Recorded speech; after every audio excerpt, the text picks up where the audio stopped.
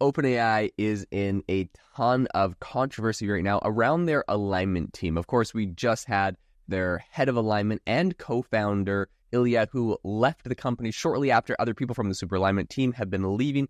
OpenAI has been getting criticism for a number of people that were part of the team.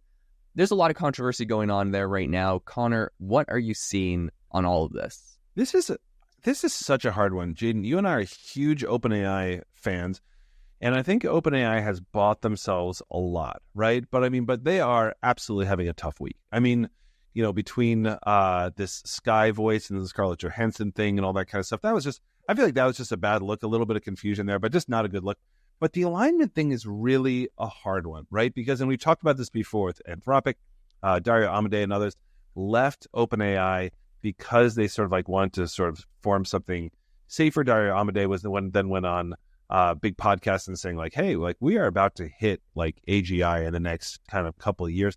Others are saying the same kind of thing where, hey, like we're going to hit AGI soon. AGI meaning artificial general intelligence, when essentially these things can essentially kind of think and make decisions for themselves. So if you're not sort of like super familiar with that term, just know that this is a moment where we don't necessarily have as much control as we would like to have over the robots, so to speak, especially as Jaden likes to bring up too. These are going to be the brains of actual robots. So, I mean, anyway, I'm not going to sort of bring up Terminator references, but here we are. So listen, as a huge optimist anyway, it still gives me a lot of pause. When Ilya Sutskever, he was the one who essentially helped lead the Sam Altman coup back in November and just saying, hey, this is what we're seeing. We're and in fairness, they didn't say this. Sorry, I'm putting words in their mouth, but the assumption was they were just feeling like Sam Altman was moving too fast. And now Jan Leakey, I think if that's how we sort of say his name, co-led the Super Alignment Team with Ilya Sutskever, resigned as well as along with most of the team. And what they were saying on Twitter and everything else, I don't know what they're sort of like what this means for their stock options if they're kind of coming out and disparaging, but they're like saying safety culture processes have taken a back seat to shiny products. He goes on, but that's really at the core of this. And that's at the core of all of us who are super excited about OpenAI. They have the best in class stuff, all that kind of stuff, phenomenal thing.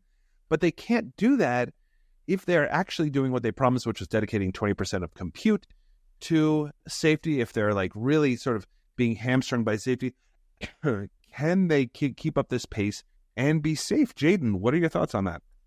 Well, my first thing is, I'm curious on their whole NDA deal because, right, if they disparage the company after they leave, they don't get their stock options. So I don't know, where this falls in that.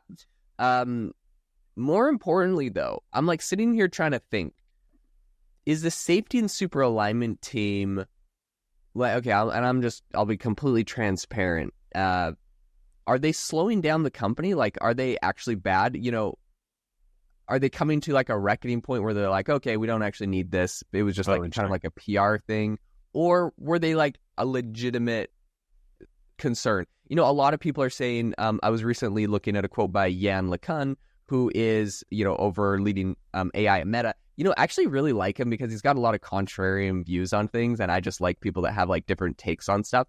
He is like he's like the ultimate ambassador of like don't be afraid of AI, and that's because they're putting everything out open source. And so he's like, don't worry, it's open source, but it's not going to be that bad. It's like a 2-year-old or like a 4-year-old right now. He says he doesn't think we'll ever get to a point where AI is as intelligent as a human. Maybe he eat his words on that. I don't know. And he said he's like, in order to like really get to something, we'd have to have an AI that can like accurately model and predict like physics and everything in the entire world and like all this crazy stuff. Maybe we get there though. Anyways, he doesn't think it's happening. So that's one interesting thought. And then it's like, well, if it isn't happening, do you need this super alignment team?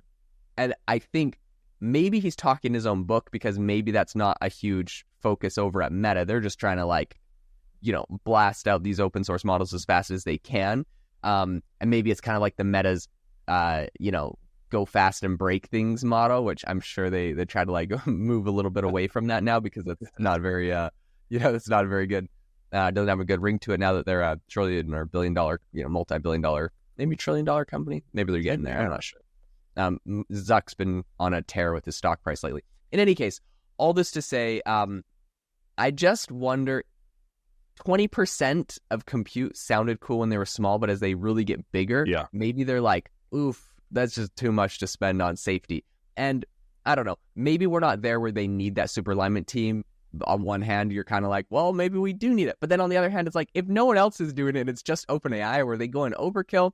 Those are all my thoughts. I don't know what's right or wrong about that. So I'm glad you brought up Jan LeCun, right? Who's fellow NYU guy. Love this guy. And I agree. Like, you can have equally brilliant people saying really the exact opposite things, which just sort of like goes to show how confusing all this is. So again, you have like the Daria Amadeus and of Anthropic and Ilya Sutskever's of OpenAI and everything else saying like, look, we really have to take this seriously. If we don't, we're totally screwed. And then the 20% of compute, you're right. When you're sort of smaller, 20% of compute is only, 2 units or whatever.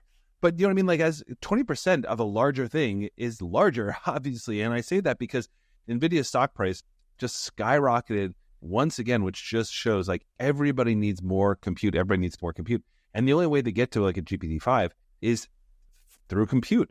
20% of compute is colossal. Like, that's kind of the difference between like having GPT-5 and not having GPT-5. And so when you're sort of saying like, it's such a good point to sort of say that, look, are they really going to continue to get it, to dedicate to it, that much if they don't think it's a threat? And Jan LeCun, who again is no slouch, man. I mean, this guy is like one of the top 10 people in AI, has said, and I don't want to say I quote, but I'm pretty sure I have this right. He's like, this is like the intelligence of a house cat right now, which Jan LeCun, come on, buddy. I love you, but this is smarter than a house cat, I think, anyway. But that I heard a 4-year-old. I've heard 4-year-olds too, but look up house cat and Jan LeCun. Look it up. I'm telling you, unless it's made progress since you said it, I'm sure. It's made progress, yes. But here's the thing.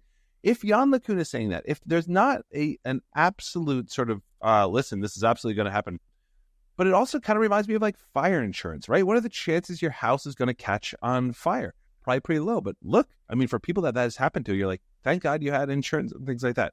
So I don't know if this is like insurance. What we definitely know is that nobody knows. But I will say that in the same way that OpenAI's board totally flipped over as soon as they started to push back against Sam Altman, they now have the opportunity to create a new super alignment team. And when they say alignment, by the way, what we mean is alignment with human values. Look, I mean, like, they now can build this from the ground up, and Sam Altman is going to be in charge with who they're going to put in that position. So I don't know. Safety in OpenAI, I mean, look, I trust OpenAI, but I think Anthropic is doing more interesting things around safety at the moment. As long as somebody's doing it, I'll be happy. And I think an interesting thing happened. The whole board kind of revolted against Sam. He came back and he's the new boss. What happens in a revolution when the revolution fails and the old guard is like brought back?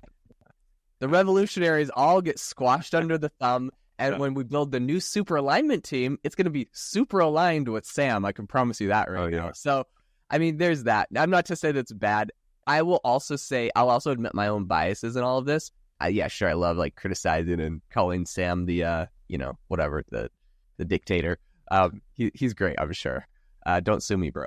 But when they say that safety and, the safety culture and processes have taken a backseat to shiny products, well, guess what?